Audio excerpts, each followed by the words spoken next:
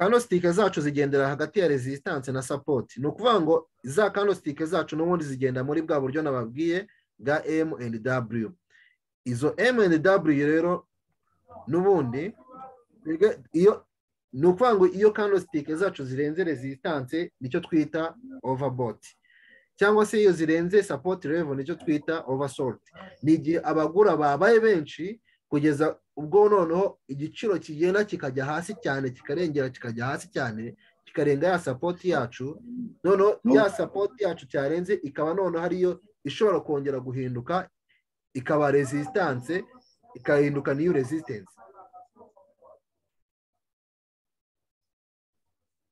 Iyo ihindutse new resistance rero none igenda za candlestick zacu zigenda zigiye kugira gute gushaka new support level. Izo new support level rero ari byo tubona hano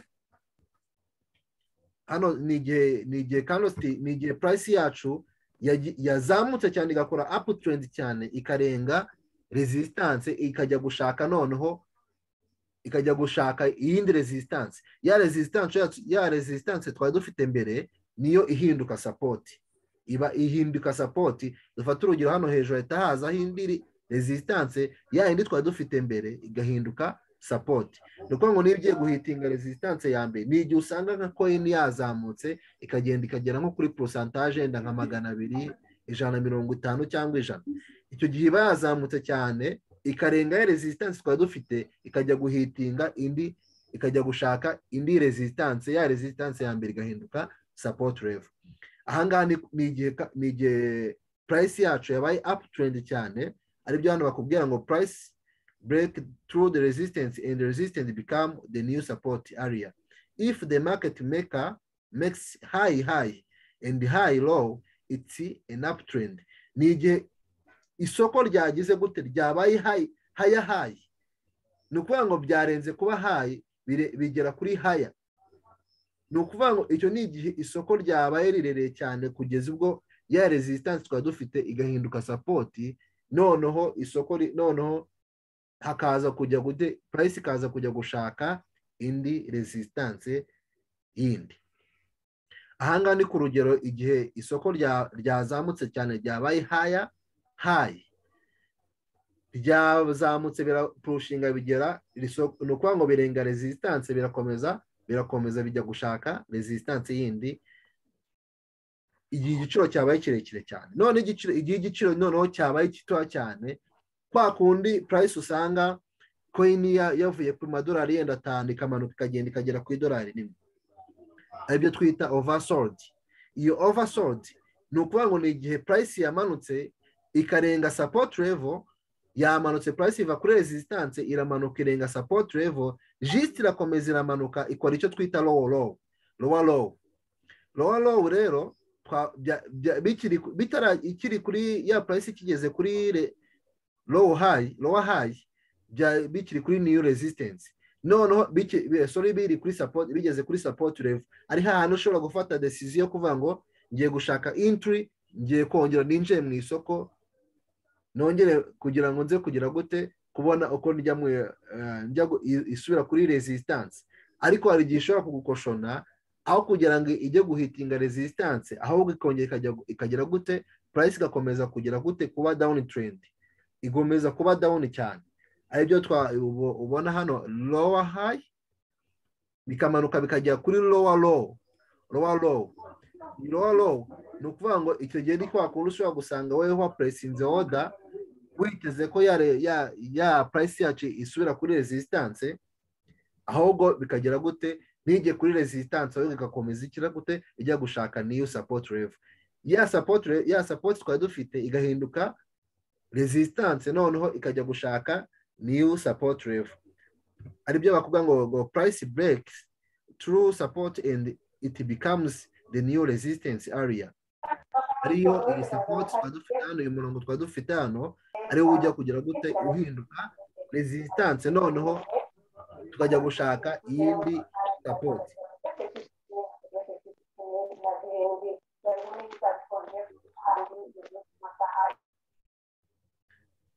Abantu abantu bajye bafunga mikrofone zabo igihe tutageze mu gihe cyo kuba twabaza cyangwa se twabona umwanya wo kubaza. Ushobora gufunga mikrofone yawe kugira ngo utaza kudiranja abandi.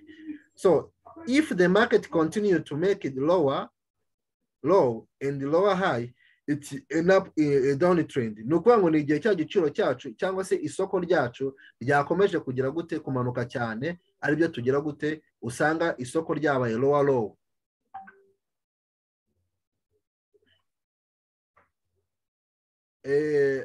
Ibi ngibi rero ndumva habaye hagize ufite ikibazo none yazamura ukuboko kugira ngo tuze kubasha kugira gute kubasha kumvikana neza hatagize umuntu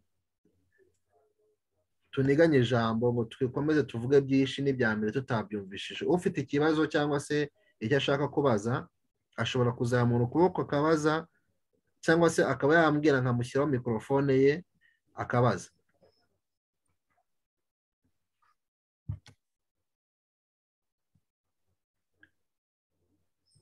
Ushobora no kwandika muri chat ukavuga ati ngiye mfite ikibazo kingiki, nkareba nkagusubiza nta kibazo.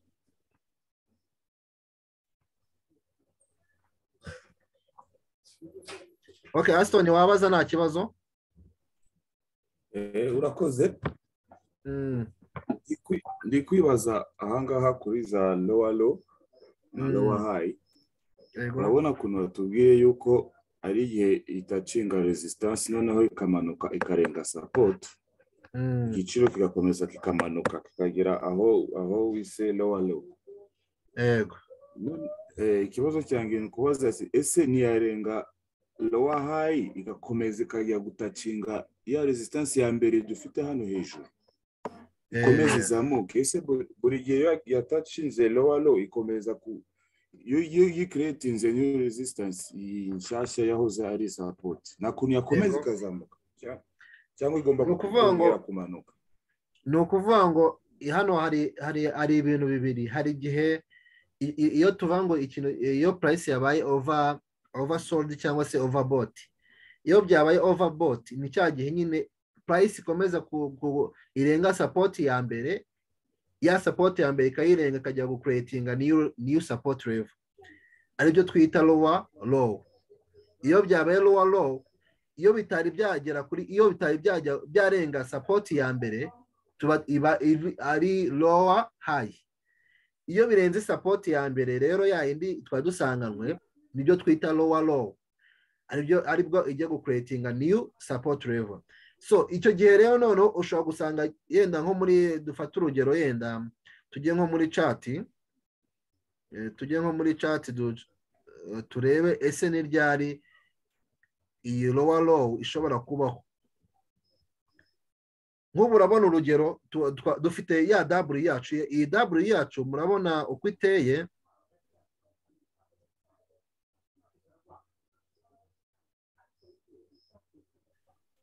Urugero urabona ko twari dufite W imeze itya. Sorry, kanyigire ndende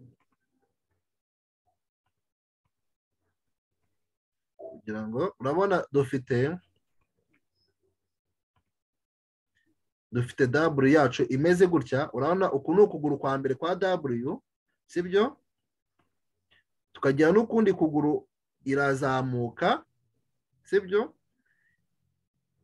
Imaze kuzamuka irongera igira gute ifominga. Kugeza aka kanya, kugeza ahangaha twari dufite W y'igice, ariyo yayindi nababwiye ngo igihe ukuguru kwa mbere kwa W ariko ukuguru kwa kabiri kwa M, niba ari ukuguru kwa kabiri kwa M, dufata urugero gutya tubigire gutya, ukuguru kwa kabiri kwa M ariko ukuguru kwa mbere kwa W kwa pushize iragenda ipushinga kuri support level. Igeze kuri support level birongera irazamuka ijya gufominga kwa kuguru kwa kabiri kwa W. Kwa kuguru kwa kabiri kwa W yacu, entry yacu rero izaba hehe? Izaba ahangaha. Hano niho tuzinjirira, kuko urabona ko yageze imanuka igera kuri support level. Nimanuka ikagera kuri support level, hano niho tuzinjira noneho twege tugira gute tugura. Nitugura none aribwo izafominga, izazamuka ijya gufominga yuzuza ukuguru kwa kabiri kwa W ari byo ubona hano.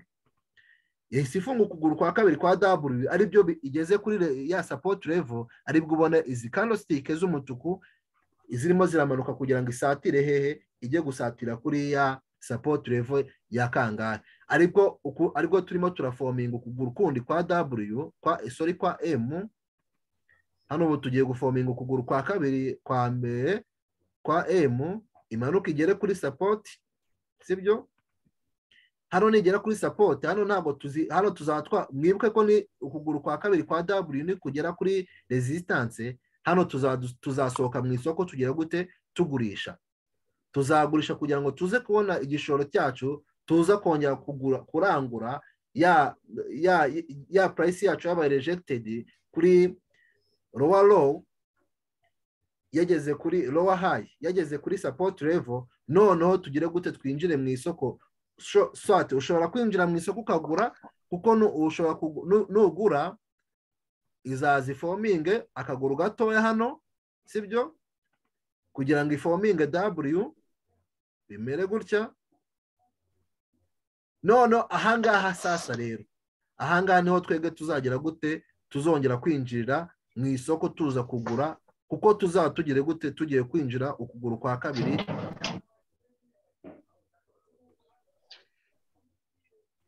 Tuzaba dushaka ukuguru kwa kabiri kwa W. Ukuguru kwa kabiri kwa W rero niko tuzinjira hano tuzagura, kugira ngo tuze kugurishiriza hehe.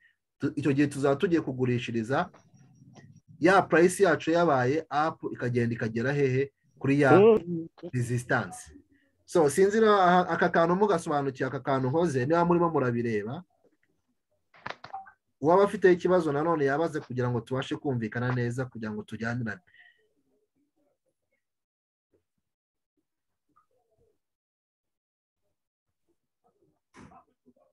Ufite ikibazo yabaza kugira ngo tujyanirane, ataza kugira ngo ucikanwa n'ibyo mvuze akaba atabyumvishije.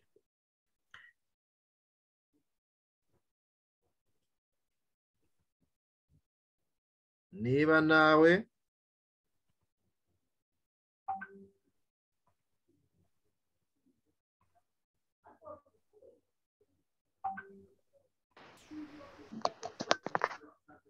nta muntu ufite ikibazo. Aston, ikibazo wari ufite cyasubijwe cyangwa? Cyasubijwe.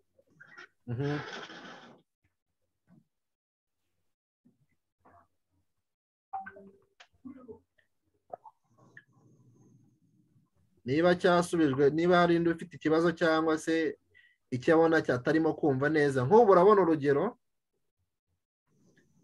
iyi price yacu irimo irajya guhitinga irenga resistance, aribyo twavuga ngo biri overbought. Ibi ngibi nabyo rero bifite icyo bisobanuye.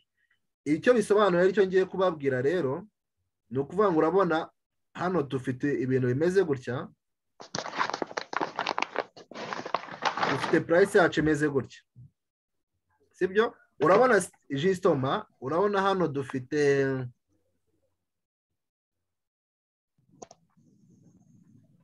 urabona niducaho umurongo hano, urabona biramera gutya.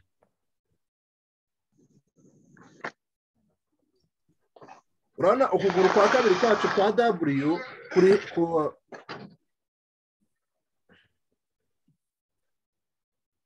Aston, uranyumva?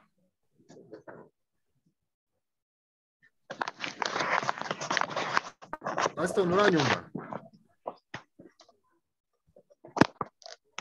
Biri kucikagurika. Ntabwo urimo kunyumva neza. Biri kugenda bicika. Ubu uranyumva neza? Ubu ahubwo ubuntu bwo bibaye kumera neza. Okay, good. Nkuko nari mbabwiye, urabona uyu murongo nciyeho, urabona ukuntu ukuguru kwa kabiri kwa W, uku nguku mubona, hakaza ukuguru kwa mbere kwa W. Ukuguru kwa kabiri kwa W, urabona ko hano ukuguru kwa kabiri kwa W kwabaye high cyane, kwagiye hejuru y'ukuguru kwa mbere kwa W. Ibi bishatse kuvuga iki rero? Ibi ngibi dusubira kuri ya strategy yacu, turasubira kuri ya strategy yacu, nabyo turabisobanura neza, bavuga ngo igihe ukuguru kwa kabiri kwa W kwaruse ukuguru kwa mbere ni igihe cyiza cyo kugira gute cyo kwinjira mu isoko. Aribyo tubona hano ngo the price return and more buyers step in at the support level. Turebe hano hejuru barabisobanura neza. Hano dufite ukuguru kwa mbere kwa W, barakubwira ngo nkuko nayinciyeho umurongo hano hariya mwabirebaga kugira ngo mbashe kumenya ngo ukuguru kwa mbere no kwa kabiri kwa W ese ukurekure nuko kugufiya nuko. Bano barakubwira ngo the second leg is higher, this is a good to trade. Bikubwira ngo igihe ukuguru kwa kabiri kwa W ariko kuri hejuru ukuguru kwa mbere kuri high ni igihe cyiza cyo kugira gute cyo gutradinga cyangwa se cyo kwinjira mu isoko. Niba entry yacu twayifatiye ahangaha mureba ukuguru kwa kabiri tukaba twabonye ko kwari kuri hejuru y'ukwa mbere, hano bakubwira ko ari igihe cyiza cyo kugira gute cyo gutradinga. Gutradinga rero ni ukuvuga ngo habagiye kubaho high cyane, habagiye kubaho uptrend iri hejuru cyane, kuko barakubwira ngo ni igihe cyiza cyo gutradinga igihe ukuguru kwa kabiri kwa W kuri hejuru kuri high kuruta ukuguru kwa mbere kwa W. Kuri M rero naho baragira hari urugero batanga, baravuga ngo igihe ukuguru kwa kabiri kwa M kuri low kuruta ukuguru kwa mbere kwa M, baravuga ngo the second leg is low and this is a good to trade. Igihe ukuguru kwa kabiri kwa M kuri low kuruta ukuguru kwa mbere kwa M ni igihe cyiza cyo kwinjira mu isoko kugira gute utrading. Ariko hano ni kuri juste ni ku bantu ba trading forex trading. So no barakubwira ngo the second leg is low and it's not a good for W. Niba ukuguru kwa kabiri kwa W kuri high, niba ukuguru kwa kabiri kwa W kuri low, ni igihe ntago ari igihe cyiza cyo kuba wagira gute wakwinjira mu isoko utrading. Aribyo bya bindi bishobora gutanga habayeho lower low cyane, ugasanga ya price ibaye rejected, iramanutse, ibaye ikize gute, ibaye low cyane, iramanutse igeze igiye gushaka the second, igiye gushaka new support level. Ya support level ya mbere twari dufite ikaba resistance.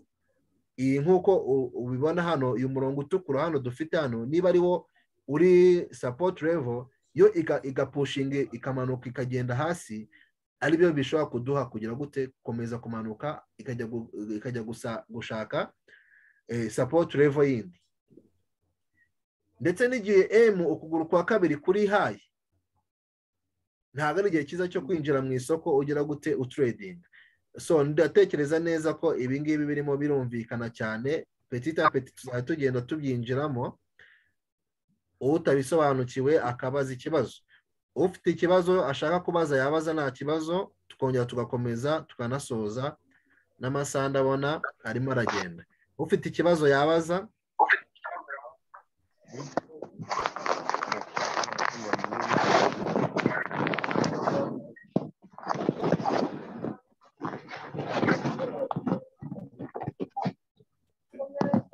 Umuntu ufite ikibazo yabaza nta kibazo.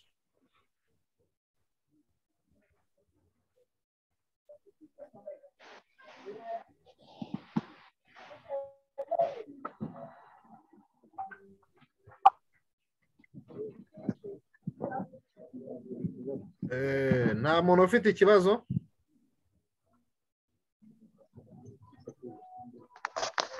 So niba nta muntu ufite ikibazo rero ndumva twakomeza. Hari ikibazo nari mfite nazamuye akaboko menye utakabonye. Okay, Aston wabaza nta kibazo. Wasubira kuri chat gatoya. Nasubiyeho nayisharinze. Oya, ntabwo ndi kuyibona cyangwa ni nayibonye. Nagira ngo mbaze nagira ngo nkubaze utwereke ukuntu bazana izi indicators uri gukoresha nk'uyu murongo y'abindi uri gushushanya kuri chat. Nk'uyu murongo wo hasi wenda byadufasha kugira ngo umuntu ashireho umurongo amenye ahantu support level cyangwa se ashiremo resistance. igihe bigenda bigakeretinga indi resistance ugasanga support level yawe kuko cyataba ari ntoya wenda kuri telefone ntubibone ko resistance indi iri hirya sinzi ukuntu rero wabitwereka. So ni ukuvuga ngo niba ukoresha computer cyangwa se telefone icyo wakoresha cyose urabona iyi side hano hino hari ibintu bimwe na bimwe biba bihari. Hano hari akadiritinga, hari uburyo ushobora kwerekana right allow, hari uburyo ushobora gusira kuba wacimiye.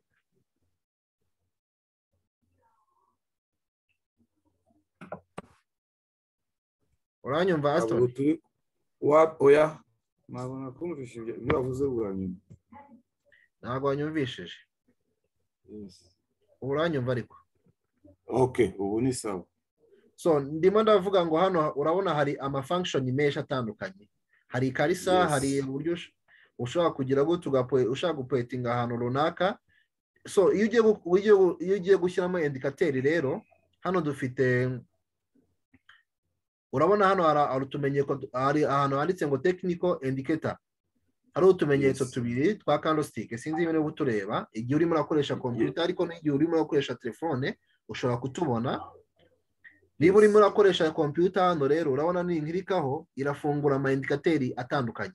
Hari moving average, hari MI, hari boring,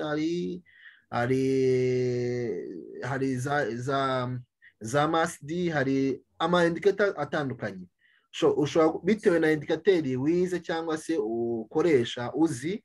Nk'ubu turimo turakoresha cyane Bollinger Band, tugakoresha na moving average. Iyi Bollinger Band nizo turimo kwifashisha cyane mu buryo bwa support and resistance. Hari n'ushobora kwifashisha uburyo butandukanye. Dufata urugero, nk'ubu ushobora gusanga akoresha yenda akaza akavuga ati ngenda akoresha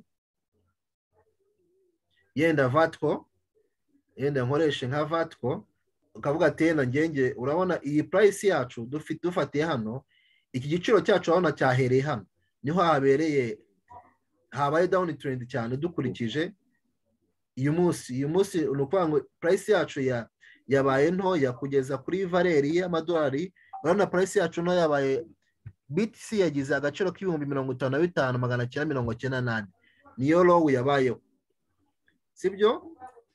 Yego. Aribyo ubona hano n'ubundi aribyo hano reba hano hejuru 50 hano hejuru, anako ari 55. So ushobora kwifashisha iyi ntuza uga-creating iki, ugashyiramo vertical line. Iyi vertical line yacu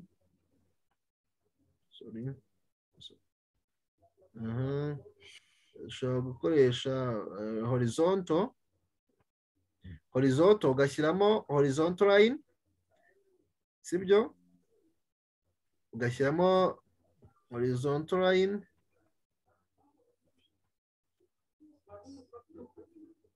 ahantu hose hagiye hagaragara ama support level ukashyira.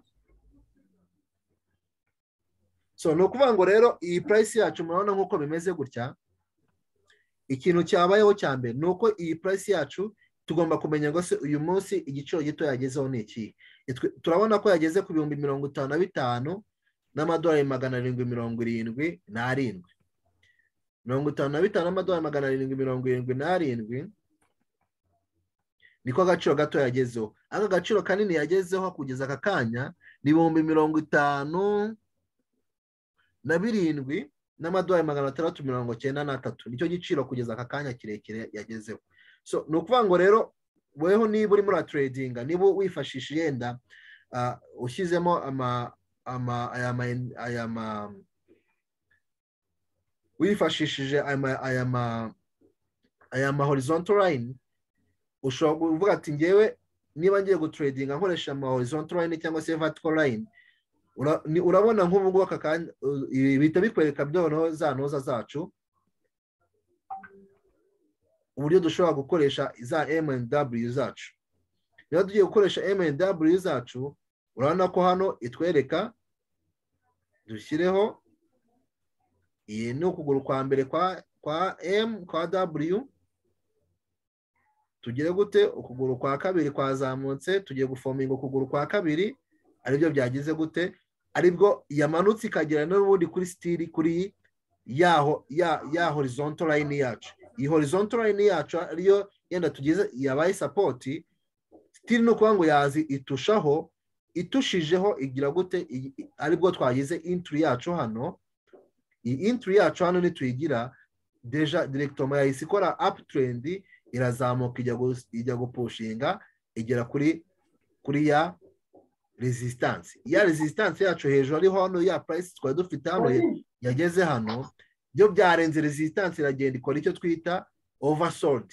Iyi oversold yabayeho rero nibyo byayijyanishije bikayigenza bikagira gute, ikajya gushaka new resistance. Iyi new resistance rero yo dushobora gushaka ariyo yaje ikagira gute, iyo yaje ikagera hano, niba yaje ikagera hano yafominze niyo resistance, ni ukuvuga ngo ya resistance twari dufite hano yahindutse support level. Aribyo bya bindi twabonye kuri ya strategy yacu, ko niba ikoze icyo twita overbought, ya resistance twari dufite ihinduka support level, none ikajya gushaka resistance yindi, niyo resistance. Aribyo byabaye hano, habayeho overbought. Urabona yahitinga resistance kwa dufite, none ikora icyo twita higher high, nicyo cyabayeho, yakoze icyo twita higher high, ijya gusacinga new resistance level. So sinzi niba mubikurikiye ibi ngibi mvuze mubyumvishije. Mu minota 5 dusigaranye, ndifuza ko ufite ikibazo yakibaza kugira ngo tuze kujyanirana neza.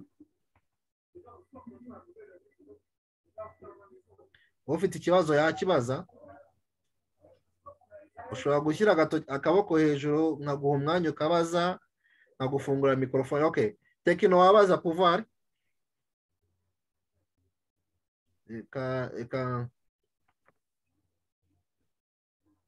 Eka ngushyiraho mikrofone yawe. Washyiraho mikrofone yawe nta kibazo. Mwiriwe neza. Wiriwe neza. Jewe kibazo mbanza kubura mpageze mu kanya. Network ndumva iri hasi cyane, sinzi ndumva kari n'iminota igiye kurangira.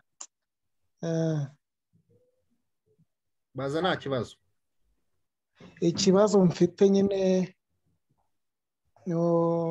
ahangaha muri kuvuga kuri iyi mirongo uburyo bayica, mbese iri horizontal. Yego. Uyica umuntu ahereye kuki, ese ushyiramo ihe distance?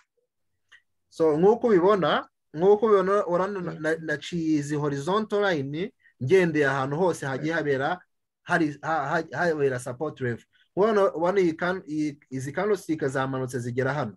Ahangaha niho nahise nshyira horizontal line, irazamukira pushinga down, igeze hano irongera iramanuka, naho mashyira horizontal line.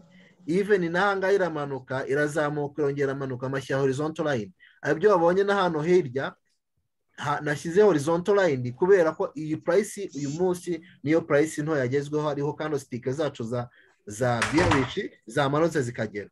Sinzi niba ubisobanukiwe noneho.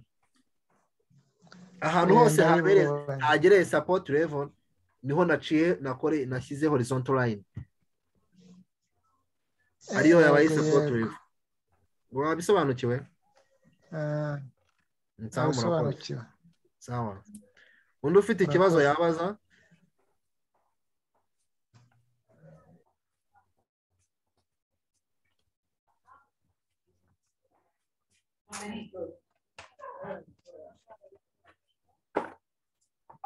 Umuntu ufite ikibazo yabaza yashyira ikiganza hejuru nkamuha umwanya akabaza nta kibazo.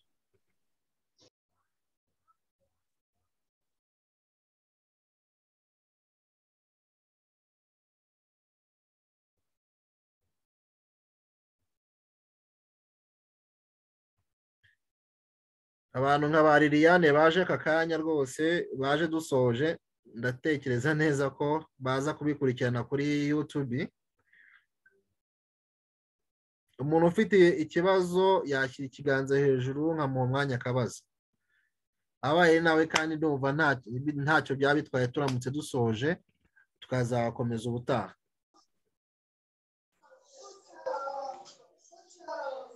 Liliane turakwakiriye nubwo wakerewe, ubwo ngubwo icyigisho cy'uyu munsi uraza kugikurikirana kuri YouTube, niho uri buze kugisanga. Wakerewe ubutaha murakoze kunyakira. uzazinduka ubutaha. Zazinduka n'ubu nagerageje ahubwo bikajya byanga, ariko nta kundi ndafatira aho bigereye, ubwo ndakurikira kuri YouTube. Yego. So n'abantu bita ba Bora Uzima nabo turabakiriye nubwo baje none ahangaha, ariko barihangana buriya baraza gukurikiranira kuri YouTube. Ubutaha no kuzazinduka tugakomeza isomo ryacu. So reka rero mbifuriza umugoroba mwiza mwese, kandi mbashimiye ko uyu munsi habayeho ubwitonzi bwinshi, ntabwo twiye tugira ibintu byadusakurije cyane. Bibe n'umuco ubutaha tuzajya, niba nta kibazo dufite cyangwa se inyunganizi, tuzadufunga mikrofone zacu. Umenye ko ugomba kumyutinga mikrofone yawe, nugira ikibazo uzamura ikiganza hejuru mba nkureba ubaze. Niba n'inyunganizi ushobora gutanga, hari nubwo ushobora no gutanga inyunganizi bitewe, burya abantu bagira ubumenyi butandukanye. Ushobora kuba hari icyo ntazi ukabaza, cyangwa se hari icyo ushobora kunyunganiraho, nabyo birashoboka. Ubutaha ni ukuzamenya tukajya tugira gute duhana ijambo mu buryo buri disipurine. So Imana ibaho umugisha rero. Ubutaha ni ukuzazinduka ku wa kabiri, tuziga iri somo rindi, kandi murare neza kandi mukomeze kugira umugoroba mwiza. Murakoze cyane.